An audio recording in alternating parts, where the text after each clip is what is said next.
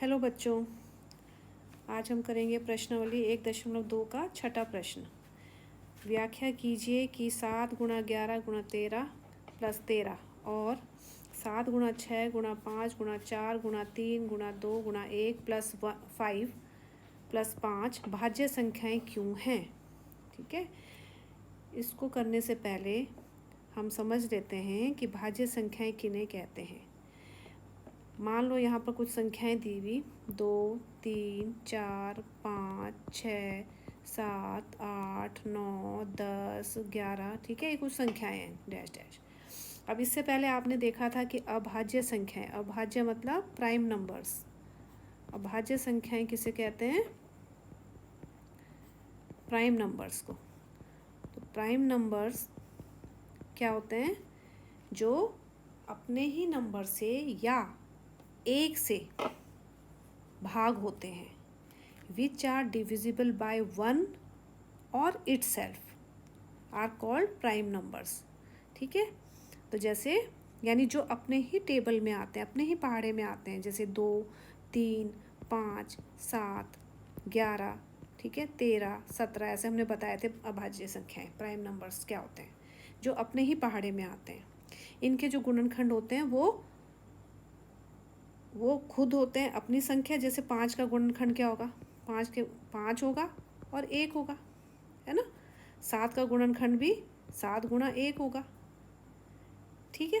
लेकिन भाज्य संख्याएं, भाज्य जिनको बोलते हैं कंपोजिट नंबर भी बोलते हैं इंग्लिश में। भाज्य संख्याएं यानी कंपोजिट नंबर,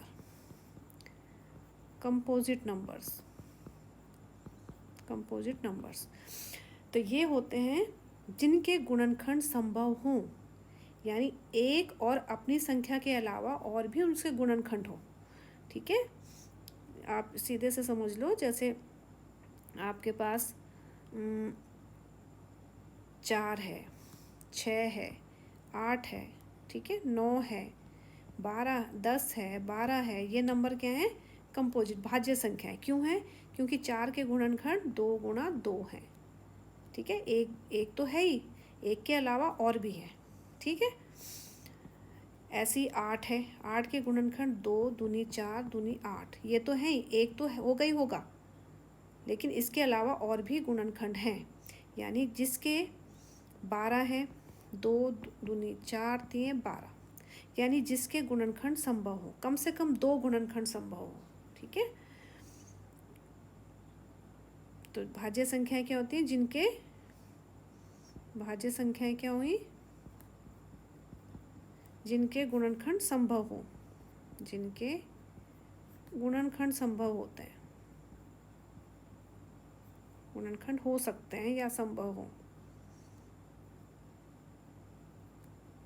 हो सकते हैं। साधारण भाषा में जिनके गुणनखंड बन सकते हैं या हो सकते हैं, कम से कम 2 होने चाहिए। ठीक है, तो अगर हम इन संख्याओं को, ये जो हमारे पास ये संख्याएं दी हुई हैं, इनको हम ये दिखा दें कि हम इनको दो या 2 से अधिक गुणनखंड के रूप में लिख सकते हैं, तो ये अभाज्य संख्याएं हो जाएंगी। ठीक है, तो पहला क्वेश्चन है 7 गुणा 11 गुणा 13 प्लस 13। ठीक है, इसमें से देखो बच्चों, 13 इसमें कॉमन है, यहाँ से यहाँ तक ये 1 है, इसमें 2 पद हैं, यहाँ से यहाँ तक 1 और 1 ये पद है। तो इसमें से हम 13 कॉमन निकाल देंगे। 13 बाहर निकल गया तो अंदर क्या बचा? 7 गुणा 11, तो यहाँ से बच गया।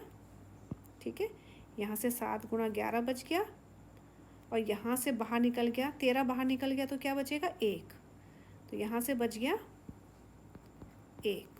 ठीक है, तो ये बन जाएगा 13 सते 77, नहीं 11 सते 77 प्लस 1, ये हो गया 13 गुणा 77 प्लस 1 78। ठीक है, अब ये इसको आगे करने की जरूरत नहीं है। वैसे हम 78 के, कोई बोलेगा कि 78 के भी तो गुणनखंड कर सकते हैं, हम कर सकते हैं, दिखा सकते हैं, लेकिन करने की जरूरत ही नहीं है। हमने कम से कम दिखाने हैं कि इसके गुणनखंड कितने हैं? 2, कम से कम 2 हैं ही हैं। तो इसका मतलब ये क्या है? एक भाज्य संख्या है। अतः सीधा लिख दो, अतः दी गई संख्या क्या है? भाज्य संख्या। दी गई संख्या भाज्य संख्या है। ठीक है, नहीं तो आप बोलोगे 78 के, हाँ 78 के हम लिख सकते हैं, गुणनखंड ऐसे बना सकते हैं, लेकिन हमें बनाने की ज़रूरत नहीं है। ठीक है, ये हो गया एक आंसर, तो ये आ गया। अब दूसरा लो। दूसरा है 7 गुणा 6 गुणा 5 गुणा 4 गुणा 3 गुणा 2 गुणा 1 प्लस 5। ठीक है, इसको हम, इसमें भी देखो ये 5 जो है, यहाँ से यहाँ तक ये एक पद है, 1 टर्म, और ये सेकंड टर्म है, यानी 2 पद हैं इसमें। इसमें देखो 5 कॉमन इसमें भी है, 5 कॉमन इसमें भी है। ये जो प्लस है ये इनको 2 पदों में बांट रहा है, 2 अलग अलग टर्म में बांट रहा है, टर्म। ठीक है, तो यहाँ से देखो 5 कॉमन इसमें भी है, 5 इसमें भी है, तो 5 हम बाहर निकाल देंगे, तो 5 बाहर निकल गया। अंदर बचेगा 7 गुणा 6 गुणा 4 गुणा 3 गुणा 2 गुणा 1। यहाँ से 5 निकल गया, यहाँ से 5 निकल गया, तो क्या बचा 1। इसको हम सॉल्व करेंगे। अंदर बचा 7 गुणा 6 गुणा 4 गुणा 3 गुणा 2 गुणा 1। ये इसको अगर हम गुणा करें तो ये आ रहा है 1000।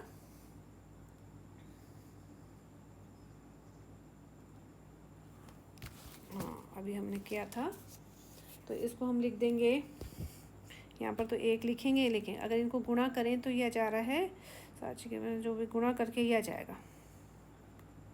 ठीक, 1008। अब इसको 1008 में 1 जोड़ देंगे, हो जाएगा 1009। ठीक है, अब देखो ये 2 गुणनखंड के रूप में लिख सकते हैं हम इसको। देखो 5 गुणा 1000, कम से कम 2 गुणनखंड आ गए, तो अतः ये दी गई संख्या क्या है, अतः दी गई संख्या कौन सी, ये वाली 7 गुणा 6 गुणा 5 गुणा 4 गुणा 3 गुणा 2 गुणा 1 प्लस 5 कैसी है, भाज्य संख्या। अतः दी गई संख्या एक भाज्य संख्या है।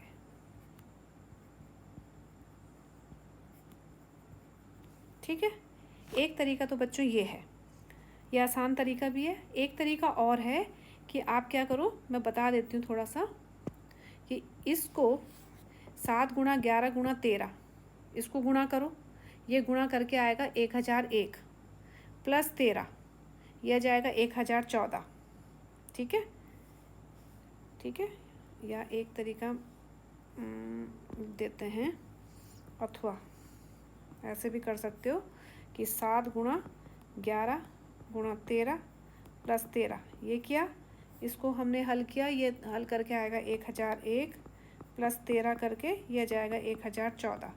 अब 1014 के आप अब गुणनखंड निकालें तो ये बन जाएगा आपका 2 से जाएगा, 2 5 10, 0 2 7 14, 2 फिर 2 से नहीं जाएगा, फिर 7 से या 3 से जाएगा, 3 एकम 3, 4 3 6 18, 3 9 27, और फिर 13 से जा रहा है।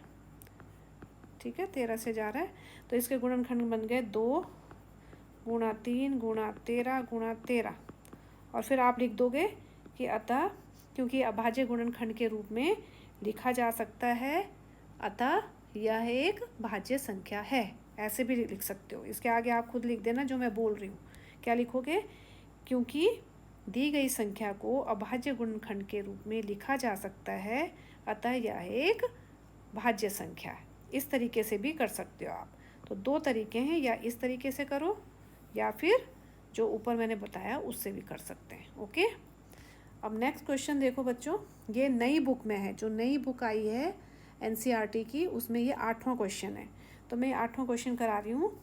पूर्णांक 4284 और 6762 का एचसीएफ ज्ञात करो और फिर एलसीएम ज्ञात करो। इसको भी आप 2 तरीके से कर सकते हैं, या सूत्र के द्वारा, या फिर जैसे हम एलसीएम एचसीएफ निकालते हैं। तो मैं आपको सूत्र के द्वारा नहीं करा रही हूँ, मैं एलसीएम एचसीएफ जैसे निकालते हैं उससे कर रहे हैं। तो अब हम क्या कर रहे हैं, इसका 4284 का इसके गुणनखंड निकालेंगे। ठीक है, तो इसके गुणनखंड यहाँ निकाल देते हैं। 4284 के गुणनखंड निकाले, 2 से किया, 2 दूनी 4, 2 एकम 2, 2 जगह 8, 2 दूनी 4, फिर 2 से जाएगा क्योंकि इसके आखिर में 2 है, 2 एकम 2 नहीं जाने का 0, 2 सत्ते 14, 2 एकम 2। अब 2 से तो जाएगा नहीं। अब 3 से देखो जाएगा कि नहीं, 7 और 1 8 और 1 9, हाँ इनको जोड़ा इस संख्या को, ठीक है। 3 से देखने के लिए क्या करते हैं, इस संख्या को जोड़ दिया और देखा कि वो 3 के टेबल में आता है कि नहीं आता है, 3 के पहाड़े में आ रहा है कि नहीं आ रहा है। अगर 3 के पहाड़े में आता है तो 3 से जाएगा, तो 7 और 1 8 और 1 9, 3 के पहाड़े में आता है तो इसका मतलब ये 3 से जाएगा। 3 3 9, 3 दूनी 6, 3 7 21। फिर से देखो 3 से जा रहा है कि नहीं, 7 2 9 12, ठीक है। 3 से जाएगा फिर से, 3 एकम 3 0, 3 9 27, ठीक है। 3 3 3 सॉरी यहाँ पर 3 3 9, यहाँ पर 3 पंजे 15 आएगा, 3 पंजे 15, ठीक है। फिर 3 से जाएगा, 3 एकम 3, 3 एकम 3 और 3 9 27। फिर 3 से 9 1 10 11, 3 से नहीं जा रहा है, ठीक है। इसको क्लियर कर देते हैं, थोड़ा साफ लिख देते हैं। यहाँ से जा रहा था 3 3 9, 3 दूनी 6, 3 7 3 3 3 9 और 1 10, 3 पंजे 15, ठीक है। 3 3 9, 3 पंजे 15, 3 7 21। फिर 3 से जा रहा था, 3 एकम 3, 3 एकम 3 और 3 9 27।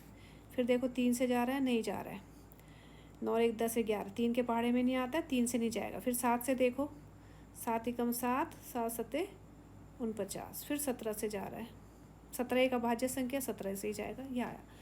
तो यहाँ नहीं बन रहे गुणनखंड, हम थोड़ा नीचे बना देते हैं, ठीक है।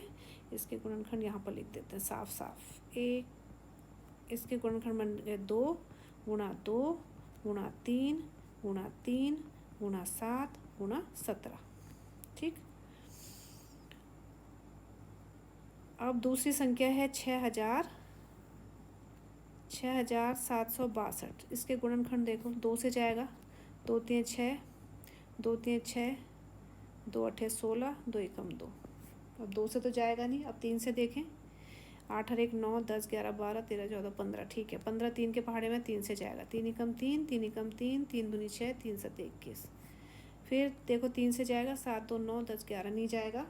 उसके बाद 5 से भी नहीं जाएगा, 7 से जाएगा, 7 एकम 7, 4 बचे, 7 6 42, 7 एकम 7, 7 6 42, 7 एकम 7, ठीक है। फिर देखो 7 से जाएगा, 7 दूनी 14, 7 21। फिर 23 प्राइम नंबर है, अभाज्य संख्या है, 23 से ही जाएगा, 23 एकम 23। तो इसके गुणनखंड बन गए 6 7 6, 2 के गुणनखंड बन गए 2 गुणा 3 गुणा 7 गुणा 7 गुणा 23, ठीक है, ये बन गए।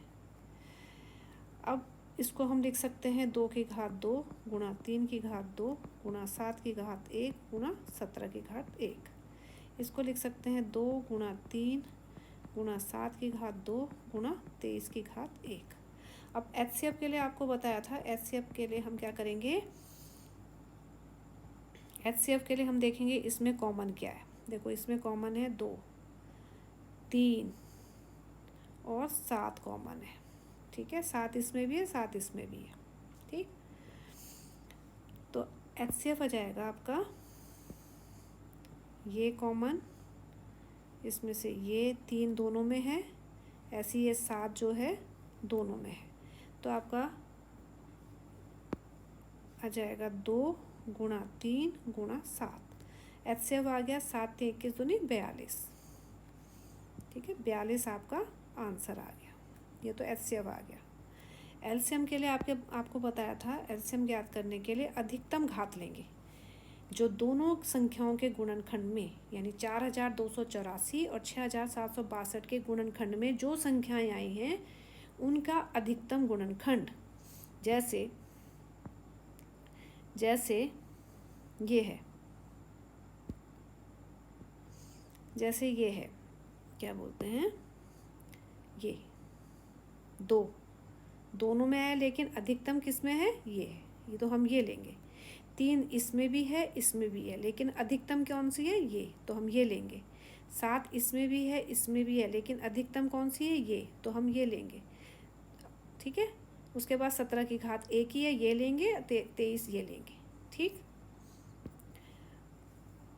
अब हम लिखेंगे 2 की घात 2 3 की घात 2, 7 की घात 2, 17 की घात 1 गुणा 23 की घात 1।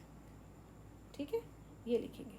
और इसको अगर आप उसमें गुणा कर दें तो हम यह जाएगा